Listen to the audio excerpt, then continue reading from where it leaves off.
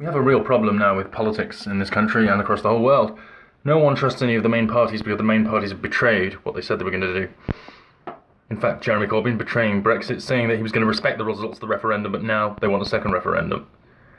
Now, of course, the ISIS bride, we need to protect her and all her babies and all her family and everyone else in ISIS, which seems to be Labour's policy, by the way.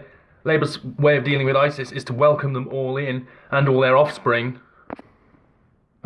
Capitulate to Hezbollah and terrorist groups around the world. I mean, they are terrorists. I mean, some of the Conservatives, but Labour are terrorists. Conservatives work with legal terrorist regimes like Saudi Arabia.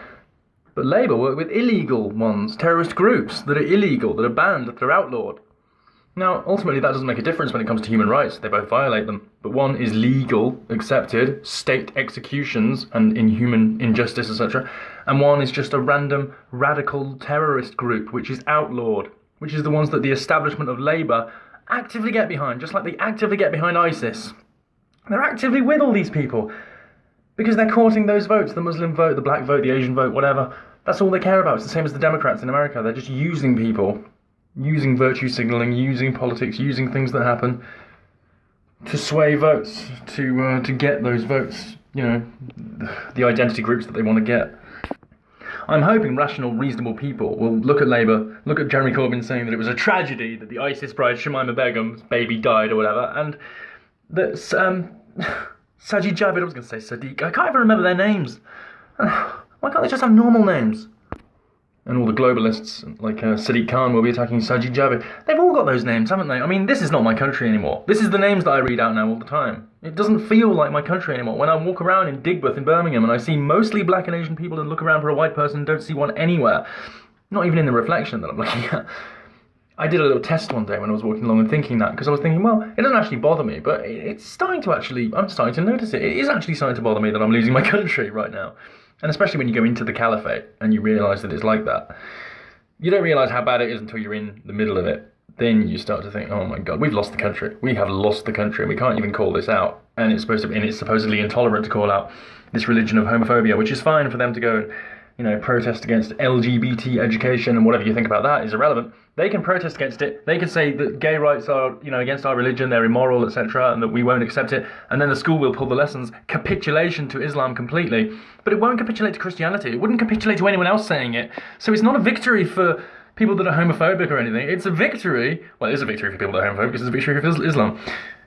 But I really thought that, you see, it's a complicated issue because when it comes to the LGBT issue, it's not just a gay issue. So you're not just fighting for gay rights, you're fighting for LGBT rights, and that includes transgendered rights. And they are not right. They're wrong. That's exactly what they are, transgender wrongs.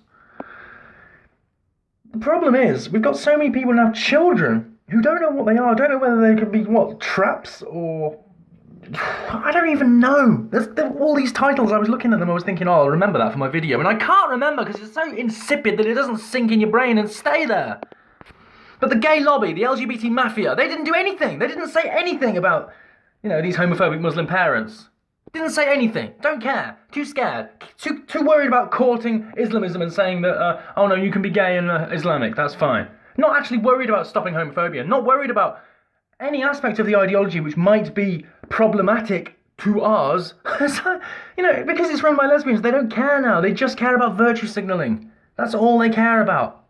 All gay men should abandon the LGBT. There should be no men there at all. Actually, I don't know if you can even call them men anymore. I don't know. What am I allowed to call myself? I don't know. Got to the stage now where I'm scared to even say the word Tommy on Facebook. It's got to the stage now where I can't say Lulz or Shadowley because I might get deboosted. It's got ridiculous. I'm sick of these gulags. We didn't sign up to live in a gulag. We didn't sign up to live in fear. But I always noticed this militant LGBT activism. I noticed it in the background with people that were going to university that were learning about, you know, they were LGBT people. I was never comfortable calling myself an LGBT person. I am not a political group. I'm just what I am. And the LGBT agenda is an anti-gay agenda. They want to welcome in Sharia, which kills gay people. So the LGBT establishment, the LGBT mafia and the so-called gay lobby hates gay people, actually wants to destroy their rights, actively is working to do so, and calls itself gay rights and calls itself liberation and calls itself tolerance. It's unbelievable, but that is what's happening.